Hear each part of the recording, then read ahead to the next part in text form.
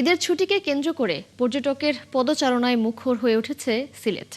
ঈদের পরদিন থেকে নগরীর বিভিন্ন এলাকা ও পর্যটন কেন্দ্রে আসতে শুরু করেছেন দেশের বিভিন্ন প্রান্তের ভ্রমণ পিপাসুরা। মাজার জিয়ারত থেকে শুরু করে প্রকৃতির সৌন্দর্য উপভোগ করছেন তারা।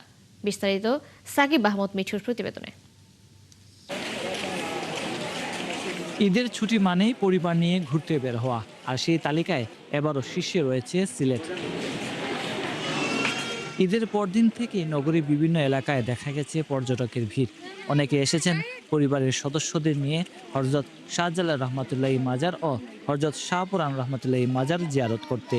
কালার এক্সপার্ট ডার্ক স্যাপ এবং মাইল্ড অন হ্যান্ডস টেকনোলজি সমৃদ্ধ অরিক্স অ্যাডভান্স ডিটারজেন্ট পাউডার, আপনার লন্ড্রি এক্সপার্ট।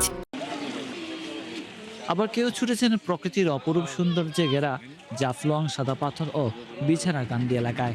আমার মা বাবা আসছে ঈদের ছুটির জন্য বেড়াতে আমার কাছে। আমি আসছি এই শাহজালাল মাজারটা দেখানোর জন্য মা বাবাকে। প্রথমে এখানে জিয়ারত করলাম, আসলে খুবই ভালো লাগতেছে। আমরা এক সপ্তাহ সফর নিয়ে আসছি। এবার অনেকদিন পরে আসা হলো, তো অনেক কিছু চেঞ্জ হয়ে গেছে, ভালো লাগতেছে আসলে। তো এখান থেকে আমাদের গন্তব্য শুরু হবে জাফলং, বিছানাকান্দি, তারপরে রাতারগুল, তারপরে কিছু খাবার খাবো।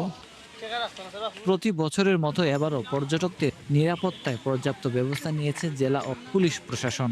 পর্যটকদের সব ধরনের সুযোগ সুবিধা নিশ্চিত করতে ব্যবস্থা নেওয়ার কথা জানিয়েছেন প্রবাসী কল্যাণ ও বৈদেশিক কর্মসংস্থান মন্ত্রী আরিফুল হক চৌধুরী।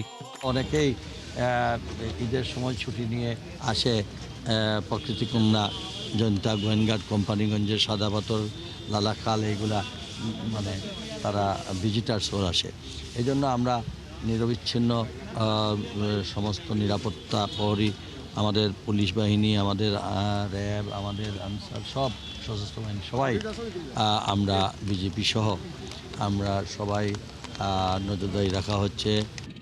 প্রকৃতি টান আর আধ্যাত্মিক আবহ দুই মিলে ঈদের ছুটিতে পর্যটকদের অন্যতম পছন্দের গন্তব্য সিলেট। সাকিব আহমদ মিঠু, ৭১, সিলেট।